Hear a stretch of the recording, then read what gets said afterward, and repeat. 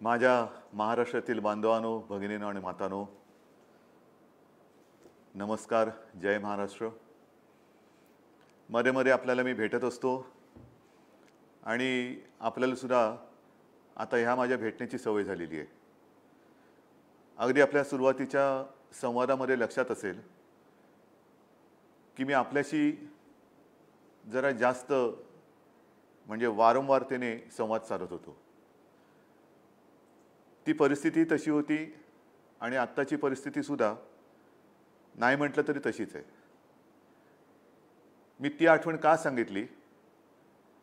कारण तेव्हा बोलताना मी असं म्हणालो होतो की कदाचित ज्या ज्या वेळेला मी आपल्याशी असा संवाद साधतो तेव्हा आपल्या मनामध्ये एक भीती उत्पन्न होत असेल. जसं पूर्वी बागुलबुवा दाखवला जायचा, तसं मी काही बागुलबुवा नाही आहे. मी आपलाच एक कुटुंबीय आहे. मुख्यमंत्री म्हणून म्हणा, मी आपला कुटुंब प्रमुख आहे आणि एका काळजीपायी किंबहुना आपल्या हितासाठी मी आपल्याशी संवाद साधत असतो. आज आपल्याबरोबर संवाद साधताना पहिल्या प्रथम राष्ट्रसंत तुकडोजी महाराज यांना विनम्र अभिवादन करतो, कारण त्यांचा स्मृतिदिन. हे संत महात्मे ही एक आपली परंपरा, संतांची शिकवण, संत वचनं हे आपल्यावरती त्या वेळेला जे काही उपकार करून गेलेले आहेत, किती वर्ष झाली, किती शतकं लोटली तरी देखील त्यांचे त्यावेळेचे जे काही अभंग असतील, इतर काही त्यांनी दिलेल्या आपल्याला गोष्टी असतील, त्या आजही जशाच्या तशा ताज्या आहेत, टवटवीत आहेत. जर त्यांच्याकडे आपण लक्ष दिलं असतं, किंबहुना अजूनही देऊ शकलो, तर बरीचशी संकटं ही आपण टाळू शकलो असतो, किंबहुना टाळू शकतो. तुकडोजी महाराजांचा उल्लेख केला, त्याचबरोबरीने गाडगे महाराज आलेच. गाडगे महाराज म्हटल्यानंतर साफ सफाई, स्वच्छता ह्या गोष्टी आल्या. आता त्यावेळेला या संतांनी प्रेमाने आपल्याला या गोष्टी सांगितल्या होत्या. काही वेळेला ऐकतो, काही वेळेला ऐकत नाही, आणि मग त्याचे फटके हे असे आत्ता आपण जे काही भोगतो ते भोगावे लागतात. कोरोना आपल्याला सर्वांनाच कल्पना आहे, हा एक पाहुणा आहे, परदेशातून आलेला पाहुणा आहे. त्याचं उगमस्थान सगळ्यांनाच कल्पना आहे. चीनमधून तो जगभर पसरला. बाहेरून आलेला हा पाहुणा घरात घुसला आहे आणि आपल्याला सगळ्यांना व्यस्त करून टाकलेलं. हा पाहुणा जा म्हटलं तरी काय जात नाही आहे. कसा जाणार, कधी जाणार? ठीक आहे, या पाहुण्याबद्दल मी बोलणारच आहे. पाहुण्याचा समाचार, ह्या अशा पाहुण्याचा समाचार आपल्याला घ्यायचाच आहे. पण या सगळ्या सूचना किंबहुना काही गोष्टी आपल्याला सांगण्यापूर्वी खास करून मुंबईसाठी जो एक मोठा निर्णय आहे तो सांगून मी ह्या आपल्या संवादाची सुरुवात करू इच्छितो. आपल्याला सर्वांना माहिती आहे की विधानसभा निवडणुकीच्या आधी किंबहुना त्याच्या आधीपासून मेट्रो आणि मेट्रोसाठी आरे येथे बांधत असलेल्या कारशेडचा मुद्दा हा ऐरणीवरती आला होता. आणि त्याही वेळेला अर्थात तेव्हा मी मुख्यमंत्री नव्हतो, निवडणूक लढवणाऱ्या एका पक्षाचा प्रमुख होतो, आजही आहे. आम्ही त्या गोष्टीला विरोध केला होता. याचं कारण अनेक पर्यावरणवादी ज्यांचं जीवसृष्टीवरती प्रेम आहे, नुसतं प्रेम नाही तर ही जीवसृष्टी, जसं आपण आज म्हणतो ना, माझे कुटुंब माझी जबाबदारी, तसंच ही जीवसृष्टी आपलं एक कुटुंब आहे. हे सगळे मिळून एक कुटुंब आहे आणि त्याची जबाबदारी ही कोणीतरी घ्यायला पाहिजे. आंदोलनं झाली, विरोध झाला, रेटून नेलं गेलं, रातोरात झाडं कापली गेली आणि त्या जे सत्याग्रही होते त्या सत्याग्रहींवरती गुन्हे दाखल केले गेले. आपल्या मंत्रिमंडळाने निर्णय घेतलेला आहे की त्यावेळेला ज्यांनी पर्यावरणासाठी जो सत्याग्रह केला, जे आंदोलन केलं, त्या पर्यावरणवाद्यांवरचे सर्व गुन्हे हे सरकार मागे घेत आहे. तसे आदेश सुद्धा झालेले आहेत. हे मागे घेतल्यानंतर तुम्ही म्हणाल, अहो पण ते आरे कारशेडचं काय, ज्याच्यासाठी आंदोलन केलं, सत्याग्रह केलं, त्याचं काय आहे ना, त्याच्याबद्दल सुद्धा सांगतो. आरेमध्ये याची आपल्याला कल्पना आहे की मागे मी आपल्याशी बोलताना आपल्याला सांगितलं होतं की जवळपास 600 एकर जागा ही आरेची आपण तिथे जंगल घोषित केलेलं आहे. हां, जंगल घोषित केल्यानंतर याचा अर्थ असा नाही की तिथे ज्या काही गोष्टी आता आदिवासी आहेत, आदिवासी पाडे आहेत, काही तबेले असतील, आणखीन काही गोष्टी, तिथल्या कोणाच्याही अधिकारावरती किंचित सुद्धा गदा येऊ न देता आपण हे जंगल घोषित केलं. त्यावेळेला हे जंगल 600 एकर होतं. आज मला सांगायला आनंद होतोय आणखीन आपल्या सगळ्या प्रशासकीय लोकांनी अधिकाऱ्यांनी एक आढावा घेतल्यानंतर या जंगलाची व्याप्ती आता 600 एकरपासून जवळपास 800 एकर झालेली आहे. 800 एकरचं जंगल आपलं सरकार, तुमचं सरकार हे आपल्या या मुंबईत, महाराष्ट्राच्या राजधानीत जंगल म्हणून आज घोषित करतोय आणि त्याचा मला सार्थ अभिमान आणि नक्कीच आनंद आहे. हे असं कुठेही जंगल नसेल जगाच्या पाठीवरती. शहरामध्ये जंगलात शहरं होत आहेत, पण शहरात जंगल होत नाहीये. हे एक बोलाची कडी आणि बोलाचा भात नाहीये. जे आहे ते टिकवणं आणि मग उरलेल्या जागेत विकास हा एक महत्त्वाचा भाग आहे. पण तरी देखील आरे कारशेडचं काय, आरेमध्ये जंगल केलं, कारशेडचं काय, त्याच्याबद्दल सांगतोय. निर्णय झालेला आहे. आरे कारशेडमध्ये गेल्या वेळेला जेव्हा काही बातम्या येत होत्या तेव्हा असं ठरलं होतं की आरेमध्ये कारशेड होणार नाही. त्याच्याबद्दल इतरत्र कुठेतरी आपण जागा बघू. मग मुद्दा आला की अहो पण तिकडे खर्च केला त्याचं काय, एवढा खर्च झालाय, हा खर्च कोणाच्या डोक्यावरती येणार, मग अमुक एक झाले त्याचं काय होणार, सगळ्याची उत्तर आहेत. याही गोष्टीबद्दल मला सांगायला आपल्याला आनंद होतोय की आरेची जी कारशेड होणार होती ती कारशेड आता कांजूरला होणार. मग किंमत किती, भरपूर किंमत होणार. जमिनीची किंमत कोण देणार, मग झालेला खर्च वाया जाणार, प्लस हा आणखीन त्याच्यावरती खर्च. तर त्याही बाबतीत मी आपल्याला सांगतो की कांजूरची ही जागा आहे, ही सरकारची जमीन 0 रुपये किमतीने या मेट्रो कारशेडसाठी आपण दिलेली आहे आणि तिथे कारशेड करण्याचे आदेश कालच मी दिलेले आहेत. 0 पैसे, म्हणजे एक सुद्धा रुपया तिकडे लागणार नाही. ही सरकारी जमीन जनतेच्या हितासाठी आपण वापरतो. आणि मग ते करताना याच्यासाठी जो काही खर्च झाला होता तो खर्च, ती जी एक बिल्डिंग झाली होती त्या बिल्डिंगचा एक खर्च आहे, तो साधारणतः त्या बिल्डिंगचा आणि मग भराव टाकण्यासाठी साधारणतः 100-1 कोटी रुपये जो खर्च झाला आहे, ती बिल्डिंगसुद्धा या कामासाठी वापरता येणार नसली तरी अन्य एका चांगल्या कामासाठी आपण वापरू, म्हणजे तोही पैसा वाया जाणार नाहीच. परंतु इथे जे काही टनेल किंवा रॅम्प केलेले आहेत, ती मेट्रोची 3 नंबर आणि 6 नंबरची लाईन त्याचं एकत्रीकरण करून त्या बाबतीत खर्च केला गेलेला पैसा हा मेट्रोसाठी उपयोगात आपण आणतो आहोत. त्याच्यामुळे कोणालाही ही काळजी पडण्याचं कारण नाही की ह्याच्यासाठी जो खर्च केलेला पैसा आहे, जो आमचा पैसा आहे, जनतेचा पैसा आहे, हो तुमचाच पैसा आहे, तुमच्यासाठीच खर्च करतो आहोत, खर्च झालेला आहे, त्यापैकी एकही पैसा वाया जाऊ देणार नाही.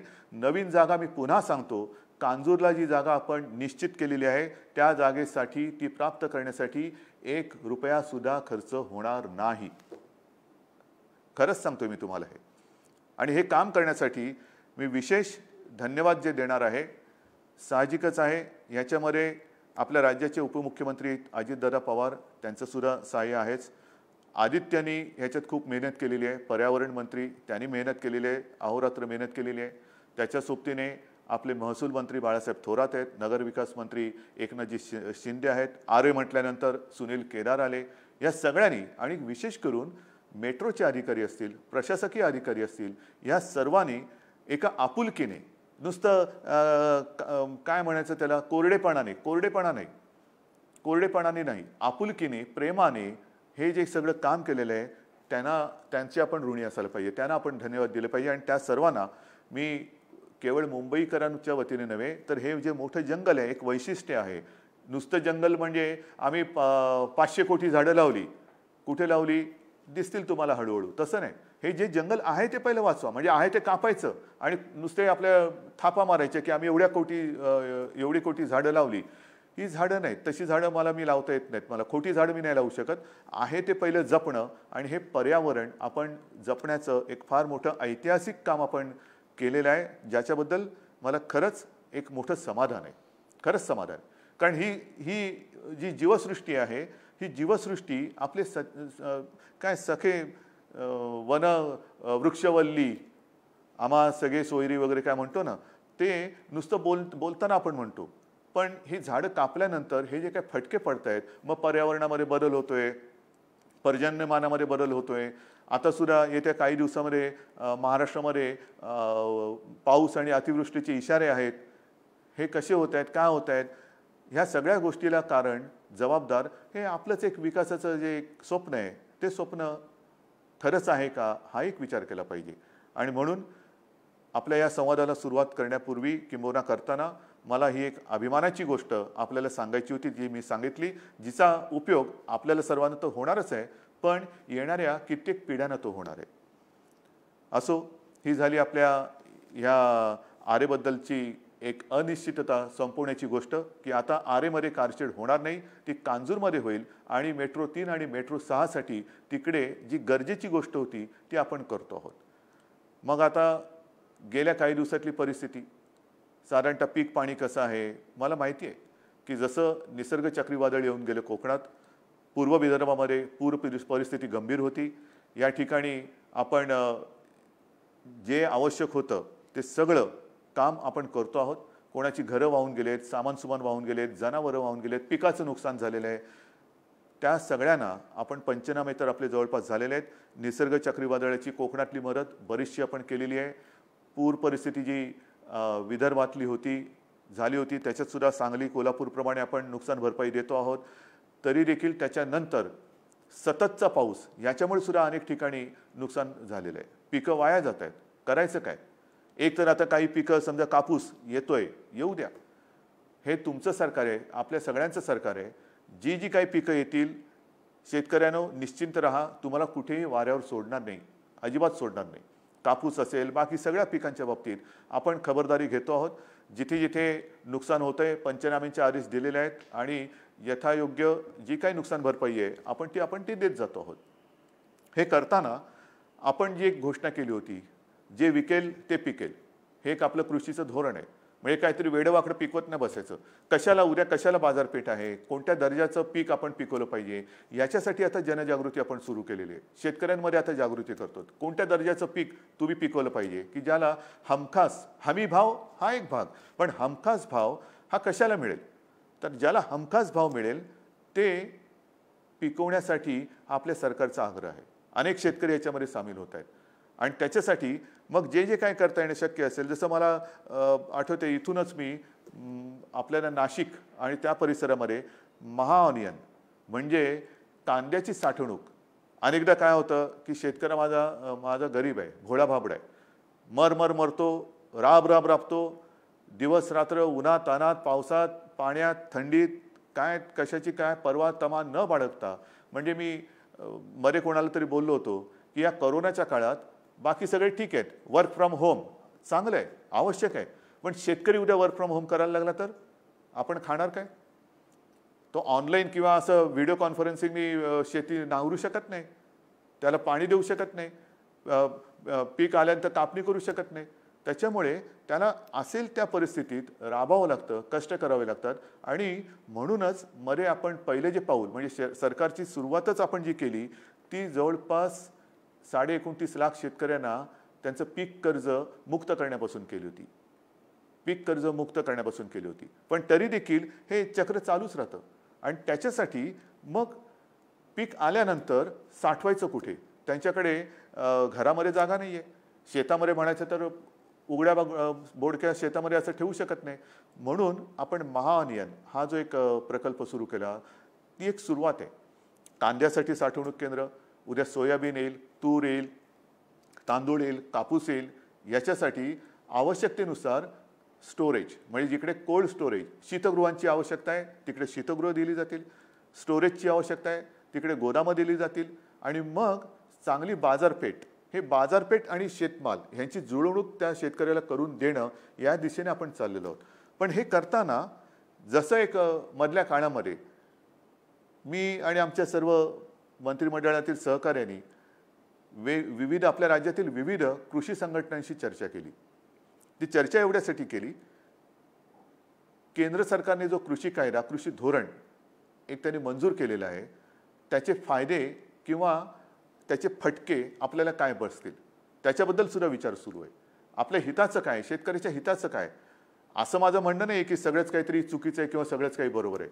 जे बरोबर असेल, जे योग्य असेल त्याचा जरूर आम्ही स्वीकार करू. पण जर अयोग्य असेल आणि जर माझ्या कुठे शेतकऱ्याच्या पायावरती धोंडा पडणार असेल तर मात्र आम्ही ते स्वीकारणार नाही. हे आपल्या राज्याचं धोरण आहे. हे आपल्या राज्याचं धोरण आहे. आम्ही जे करू ते आमच्या जनतेच्या हिताचं करू, शेतकऱ्याच्या हिताचं करू.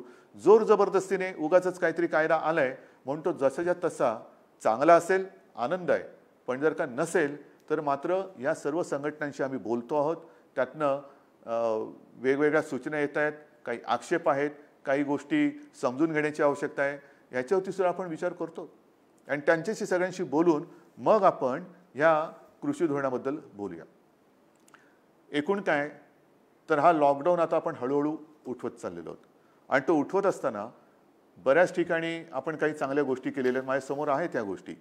म्हणजे एक तो महाअनियन प्रकल्पाविषयी तुम्हाला सांगितलं, कृषी उद्योग यांना सुद्धा आपण एक एक एक एक एक एक ओपन करायला किंवा उघडायला आपण सुरुवात करायला देतो आहोत. हे करत असताना एक गोष्ट मात्र नक्की की प्रत्येकाने आपापली काळजी ही स्वतः घ्यायला पाहिजे, ही स्वतः घ्यायलाच पाहिजे. हे सगळे उद्योगधंदे सुरू होताना सरकार काय करते तर साधी गोष्ट आहे, आपल्याला आवश्यकतेनुसार आपण कोविडसाठी कोरोनासाठी म्हणजे कालच मी वाशिम येथे RT-PCR लॅबचं एक व्हिडिओद्वारे लोकार्पण केलं. वाशिम म्हणजे सुरुवातीला जिथे आपल्याकडे एखाद दुसरी ही लॅब होती, आता त्या लॅबमध्ये आपण किती भर घातलेली आहे. जवळपास 450च्या आसपास सरकारी आणि त्याच्यात 100च्या आसपास खाजगी ही चाचणी केंद्र आपण आज राज्यभर सुरू केलेली आहेत. खूप मोठ्या प्रमाणावर करतोय. मोठ्या प्रमाणावरती आपण रुग्णशय्या वाढवतोय, बेड्स वाढवतोय, व्हेंटिलेटरची वाढ करतोय, सगळ्या गोष्टी करतोय. कर्जमुक्ती जशी आपण केलेली आहे, विक्रमी कापूस खरेदी जशी केलेली आहे, मध्ये जी काही संकट आले त्याच्यात आपण पंचनामे करून नुकसान भरपाई जशी देतो आहोत, तशाच काही ज्या आपल्या योजना आहेत. उदाहरणार्थ आपण शिवभोजन, जी मूळ योजना आपली 10 रुपयात थाळी, ती आपण ह्या काळामध्ये 5 रुपयात थाळी केलेली आहे. आणि त्या 5 रुपये थाळीमध्ये शिवभोजनाच्या अंतर्गत आजपर्यंत जवळपास म्हणजे कोरोनाचा काळ सुरू झाल्यापासून आजपर्यंत मी आपल्याशी बोलतोय तोपर्यंत साधारणतः 2,02,00,000 थाळ्या ह्या वितरित झालेल्या आहेत. 2,02,00,000 हे आपण नाही म्हटलं तर मोठं एक काम करतो, मोठं काम करतो. आणि असं ह्या सगळ्या बाजूने आपण हे सुरू करण्याचा प्रयत्न ठेवतो आहोत, करतो आहोत.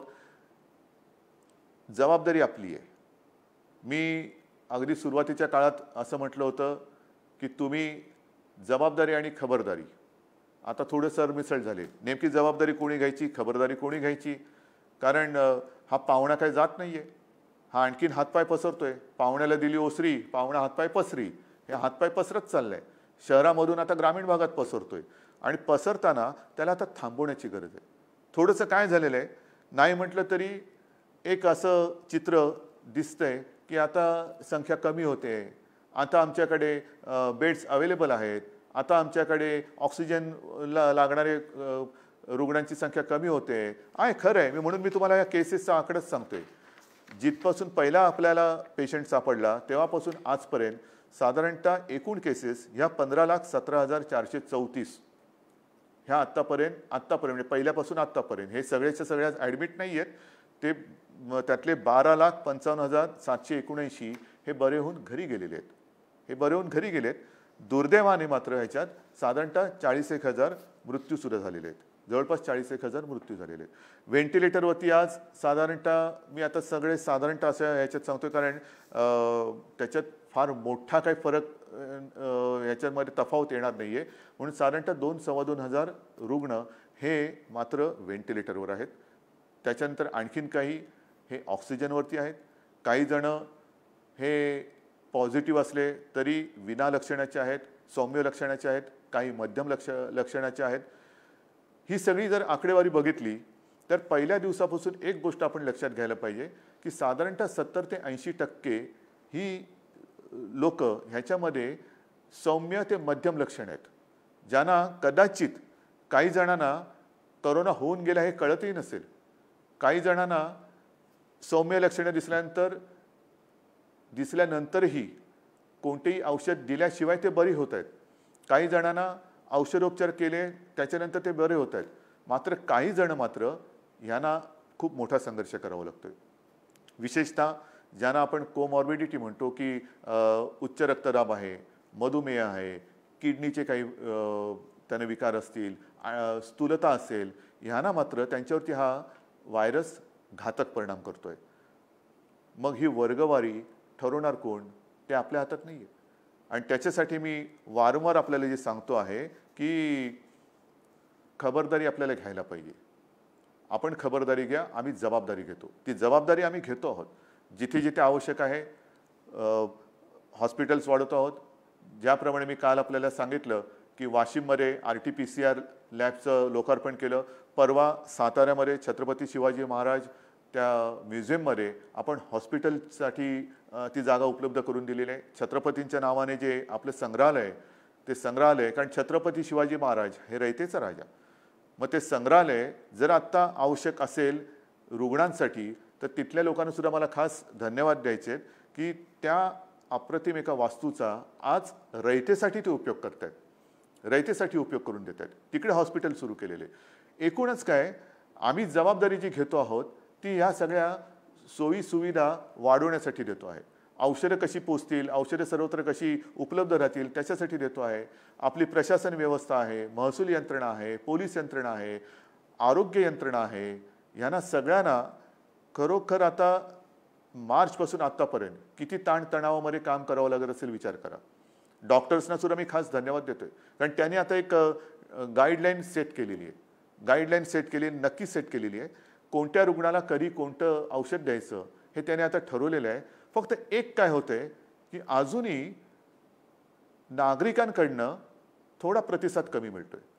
कारण दोन गोष्टी, एक तर थोडंसं बेजबाबदारपणा, दुसरी थोडीशी भीती. मी टेस्ट केली आणि मी पॉझिटिव्ह आलो तर माझं काय होईल, मला कुठे नेऊन टाकतील. तसं समजू नका कृपा करून, कुठे नेऊन टाकणार नाही. सगळीकडे आपण ज्या सुविधा केल्यात आहेत ना, काही काही व्हिडिओ प्रसारित होत आहेत, काही महिला आहेत, काही पुरुष आहेत, काही आणखीन कोण आहेत, सगळ्यांनी त्यांच्या त्या कोविड केअर सेंटरचा अनुभव हा सांगितलेला आहे. आपल्याला एक गोष्ट लक्षात घ्या की हा जो व्हायरस आहे तो पसरतोय, तो शिंकलं खोकलं बोलताना सुद्धा पसरतोय, आणि म्हणून कमीत कमी संपर्कात येणं हे गरजेचं आहे. अनेकदा असं होतं की रुग्णांना कळतच नाही की डॉक्टर आला की कोण आलाय, कारण तो अंतराळवीरासारखा संपूर्ण तो PPE किट, त्याच्यावरती ती फेस मास्क, त्याच्यावरती ती शील्ड असं बांधून येतो. म्हणजे असं ओळखीचं असलं तरी ओळखता येत नाही कोण आला, कारण हा आपल्याला एकमेव प्रतिबंधात्मक उपाय आहे. तर तुम्ही कोणी घाबरू नका. लवकर जेवढे याल तेवढे लवकर बरे होऊन घरी जाल. जेवढं तुम्ही अंगावर काढाल तेवढा तुम्ही स्वतःचा जीव तर धोक्यात घालतातच आहात, पण दुर्लक्ष करून जर कोणी पॉझिटिव्ह असेल तर तुम्ही जेवढा उशीर कराल तेव्हा तुमचा जीव धोक्यात घालताय आणि तुमच्या माध्यमातून तुमच्या कुटुंबाला संसर्गित करून कुटुंबाचा जीव धोक्यात घालताय. आणि म्हणून मला असं वाटतं की लवकर जर का कोणाला अशी शंका आली तर टेस्ट करून घ्या. टेस्ट केलं, पॉझिटिव्ह आलं म्हणजे बापरे बोलण्याची अजिबात गरज नाही आहे. वेळेत आलेली लोकं ही अगदी 100 वर्षाची सुद्धा, आणि काही ठिकाणी तर 100 वर्षाची असताना त्यांना इतर व्याधी विकार असलेले सुद्धा बरे होऊन घरी गेलेत. कारण का, वेळेमध्ये ते डॉक्टरांकडे आलेत. तर वेळेमध्ये येणं म्हणजे ह्या कोरोनाला औषध नसलं, वॅक्सिन नसलं तरी वेळेमध्ये येणं हे फार गरजेचं आहे. आणि हे काम, मला याही गोष्टीबद्दल अजूनही काही तशी माहिती नाही आहे, पण कदाचित शब्द बोलतोय, जगातलं महाराष्ट्र राज्य हे एकमेव राज्य असं असू शकेल की जेथे नुसतं कडक कायद्याने काम न करता जनतेला विश्वासात घेऊन आपण हे युद्ध लढतो आहोत. कारण हे युद्ध तुमचं आहे, आपलं आहे, सगळ्यांचं आहे. ह्याच्यामध्ये जनता जोपर्यंत सहभागी होणार नाही, ही जनतेची चळवळ जशी कधी चळवळ करतो, स्वातंत्र्याची चळवळ होतो, साधा सुद्धा माणूस जेव्हा तो रस्त्यावरती उतरला तेव्हा इंग्रजांना सुद्धा इथून जावं लागलं. 150 वर्ष राज्य करणारे इंग्रज घालवणारे आपण लोक आहोत, त्यांचेच आपण वंशज आहोत. तर कोरोना नाही घालू शकणार, घालू शकतो. जिद्द जर का सगळ्यांच्या मनात असेल, एक लोकेच्छा, लोकांनी जनतेने इच्छा केली की बस आता हे बस झालं, हे आता मात्र या कोरोनाला मी हद्दपार केल्याशिवाय राहणार नाही. आणि मग जशी त्या युद्धाची काही शस्त्र असतात तसंच या युद्धाचं सुद्धा शस्त्र आहे आणि नक्कीच याला काही शास्त्र सुद्धा आहे. मला आणखीन एका गोष्टीचा जरूर उल्लेख करायचा आहे. जी एक मोहीम आपण संपूर्ण राज्यभर राबवतो आहोत, माझे कुटुंब माझी जबाबदारी, मला याही बाबतीत आपल्याला सांगायचं आहे, सर्वांना मला धन्यवाद तर द्यायचेच आहेत, पण विशेष धन्यवाद ही मोहीम राबवणारे आपले जे काही सगळे आरोग्य कर्मचारी आहेत, मग आपल्या आशा वर्कर्स आहेत, अंगणवाडी सेविका आहेत, आरोग्य कर्मचारी आहेत, महसूल यंत्रणा आहे, पोलीस आहे. खरंच तुम्हाला मी किती कोणत्या शब्दात धन्यवाद तुमचे मारू, माझ्याकडे शब्द नाही आहेत, खरंच शब्द नाही आहेत. हा देखावा नाही आहे, कारण गेल्या आठवड्यात माझ्या घरी सुद्धा ही टीम येऊन गेली. आमच्याही कुटुंबियांची त्यांनी चौकशी केली. काय त्यांना पडलेलं आहे, असं आपण त्यांना काय देतो आहोत. मग मी त्या सगळ्या महिला होत्या, त्यांना ताईनं म्हटलं, ताई बसा जरा, मला सांगा तुमचा दिवस कधी सुरू होतो, तुम्ही राहता कुठे, कोण कुठे डोंबिवलीला राहते, कोण इकडे राहते, कोण तिकडे राहते, सकाळ झाली का आपले कामावर रुजू होतात, जर उंच बिल्डिंग असेल तर जिन्यांची चढ उतार करायची, प्रत्येकाच्या घरात जायचं, ताप तपासायचा, सूचना द्यायच्या, सकाळपासून संध्याकाळपर्यंत स्वतःच्या जीवाची कुटुंबाची पर्वा न करता ही लोक मेहनत करतायत. खरंच तुमचे उपकार आहेत या महाराष्ट्रावरती. आणि हे उपकार केवळ बोलून असं नाही चालणार. माझ्याकडे काही नावं आहेत, मुद्दामने मी काही नावं ठेवलेली आहेत. आता अहमदनगरमधले आरोग्यसेवक आहेत सुदाम जाधव. मी आता त्यांची मुद्दामून ज्यांना त्यांनी थोडंसं शोधून काढलं त्यांची नावं घेत नाही, पण सुदाम जाधव यांनी जे घराघरात जात होते त्यांना एका व्यक्तीचा ऑक्सिजन कमी वाटला आहे होताच, म्हणून त्याने आग्रह करून या आपल्या उपचार केंद्रात आणलं. कोविड पॉझिटिव्ह तशी लक्षणं त्यांना बरं करून आज ते घरी गेले. समजा ही सुदाम जाधव घरी आले नसते, त्यांनी चौकशी केली नसती, त्यांनी तो ऑक्सिजन तपासला नसता तर काय झालं असतं. अनेक जण आहेत असे. भंडारा जिल्ह्यामध्ये सुद्धा आशा वर्कर ज्या पुष्पा वाढई आहेत यांना सुद्धा एक महिला गरोदर होती, त्यांचा ऑक्सिजन त्यांना कमी वाटला, म्हणून त्यांनी सांगितले, आग्रह केले की चाचणी करून घ्यायची, कोविडची चाचणी करा. तर चाचणीला त्यांनी हे केल्यानंतर त्या कोविड पॉझिटिव्ह निघाल्या. ज्या त्यांना हे होत्या त्या ज्यांच्याबद्दल थोडंसं त्यांना एक संशय आला, त्या कोविड पॉझिटिव्ह निघाल्या, त्या गरोदर होत्या भगिनी. पण चाचणी झाल्यानंतर कळलं आणि कळल्यानंतर उपचार झाला, आज त्या सुखरूप आहेत, आज व्यवस्थित आहेत. त्याच्यानंतर भंडारा येथील आशा भारती वासनिक यांना सर्वेक्षण करताना आणखीन एक दोघं जण त्यांना ऑक्सिजन कमी आढळला, त्यांना आग्रह करून घेऊन गेल्या, त्या बऱ्या झालेल्या आहेत. अशी किती नावं आहेत. तर ही सगळी नावं ह्या आशा वर्कर्स आहेत, अंगणवाडी सेविका आहेत, आरोग्य कर्मचारी आहेत. हे सगळेजण आपापल्या परीने मेहनत करत आहेत. काही जण तर स्वतः आजारी पडले, म्हणजे घरोघरी जाताना ते स्वतः आजारी पडले. करायचं काय आता, कोरोना पॉझिटिव्ह, पण डगमगले नाहीत, खरंच डगमगले नाहीत. हे आजारी पडल्यानंतर व्यवस्थितपणाने त्यांनी आराम केला, औषधोपचार केला, खडखडीत बरे झाले. बरे झाल्यानंतर घरी नाही बसले, पुन्हा आपल्या कामावरती रुजू झाले. ही अशी सगळी माणसं, अशी सगळे लढवय्ये, कोरोना योद्धे हे आपल्या राज्यात आहेत, आपल्यासाठी मेहनत करतायत. आणि ते मेहनत करताना आपण त्यांना सहकार्य करण्याची गरज आहे. माझे कुटुंब माझी जबाबदारी हे एक आपलं कुटुंब आहे. महाराष्ट्र माझं कुटुंब आहे. केवळ माझं घर हे तर कुटुंब आहेच, पण महाराष्ट्र हे माझं कुटुंब आहे. आणि ते करताना आपण चार चौघात फिरताना सुद्धा काय करायला पाहिजे, जी त्रिसूत्री तुम्हाला सांगितलेली आहे, मास्क बरोबर घालणे. आज मी एकटा आपल्याशी बोलतोय म्हणून मी मास्क घातलेला नाही, नाहीतर मी या ऑफिसमध्ये बसताना कोणालाही भेटत असलो तरी मास्क व्यवस्थित घालतो. मास्क घालणे म्हणजे अर्धवट नाही. अनेकांना कळतच नाही की याला दाढी आले का मास्क लावलाय. मग नंतर कळतं रे पिवळ्या रंगाची दाढी कशी असेल, हिरव्या रंगाची दाढी कशी असेल. हा मास्क आहे, पण ते मास्क आहे तो काय गॉगल नाही असं स्टाईल म्हणून वर ठेवायला. तो बरोबर नाक आणि तोंड हे कव्हर करणं, आणि ते सुद्धा घट्ट. आता सुद्धा मी आपल्याशी बोलताना तोंडाला हात लावत नाहीये, बाजूनी हे करतोय, कारण तोंडाला हात लावण्याची सवय सुद्धा आपल्याला मोडली पाहिजे. काही सवयी आपल्या जरूर मोडल्या पाहिजेत. तर आपला मास्क हा व्यवस्थित लावला पाहिजे. विशेषतः चार चौघात फिरताना आपण तर मास्क घातलाच पाहिजे, पण आपल्याशी बोलणारा जो आहे त्याला सुद्धा जर का त्याच्या तोंडावर मास्क नसेल. अनेकांना काय सवय आहे की इकडे तिकडे फिरताना मास्क घालतात आणि बाजूला जवळ येऊन मास्क घालून मी काय म्हणतो, अरे काही बोलायचं तू काही म्हण, पण मास्क तोंडावर घालून म्हण. मी काय म्हणतो तर त्याला सांग पहिलं मी काय म्हणतो, मास्क तोंडावर घाल. तर नाक आणि तोंड हे झाकून ठेवलं पाहिजे. कारण आपण मास्क घातला असला आणि त्यांनी मास्क काढला असला तरी एक लक्षात घ्या की आपण नाक आणि तोंड बंद ठेवलेलं असलं तरी आपले डोळे उघडे आहेत. म्हणजे डोळे उघडे म्हटल्यानंतर त्या उघड्या डोळ्यांनी बघितलं पाहिजे की ह्याचा मास्क खाली आहे, आणि त्याला सांगायला पाहिजे की तू मास्क तुझ्या नाकावर तोंडावरती घे. कारण हा कोरोनाचा जो व्हायरस आहे तो डोळे, नाक आणि तोंड यातून आपल्या शरीरात जातो. हात स्वच्छ धुत राहा. का धुत राहा, आपल्याला कल्पना आहे जे नवीन नवीन आता अभ्यास येत आहेत, रिसर्च येत आहेत, त्यानुसार विविध पृष्ठभागावरती हा व्हायरस किती काळ जिवंत राहू शकतो. काही तासांपासून म्हणजे 1-2 तासापासून 72 तासापर्यंत हा जिवंत राहू शकतो, असा प्राथमिक निष्कर्ष आहे. काही जण म्हणतात की हा एअरबॉर्न आहे, म्हणजे हवेतनं सुद्धा पसरतो. तर हात स्वच्छ का धुत राहायचं? कारण मानवी त्वचेवरती हा व्हायरस जवळपास 9 तास जिवंत राहू शकतो. 9 तास. हा रिसर्च मी नाही केलेला. हा रिसर्च माझ्यासमोर जे कागद पडलेत आणि विविध ठिकाणच्या ज्या एजन्सीज आहेत त्यांच्यापासून आलेले. म्हणजेच आपल्याला एक तर नको तिकडे हात न लावणं, कारण टेबलावरती कदाचित व्हायरस अधिक काळ जिवंत राहू शकतो. सार्वजनिक आपण रेल्वेमधून फिरताना, बसमधून फिरताना, इकडे तिकडे जाताना समजा आधी कोणाचं व्हायरस तिकडे चिकटलेला असेल, तो किती तास जिवंत राहिला आणि त्यालाच हात लावला आणि लावला नाकातोंडाला हात, काही उपयोग नाही तुमच्या मास्कला. म्हणून एक तर सार्वजनिक ठिकाणी मास्क काढायचा नाही.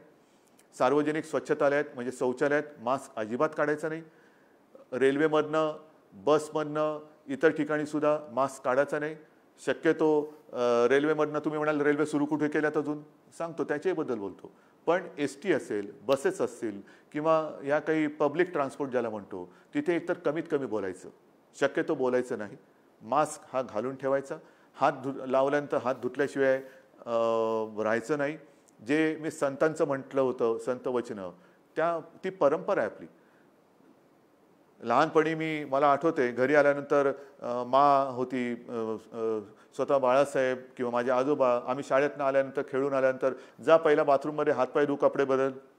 हेच तर कोरोना सांगतोय, हातपाय धु, कपडे बदल. पण ह्या गोष्टी ते जे आपल्याला प्रेमाने सांगायचे ते ऐकत नव्हतो आपण.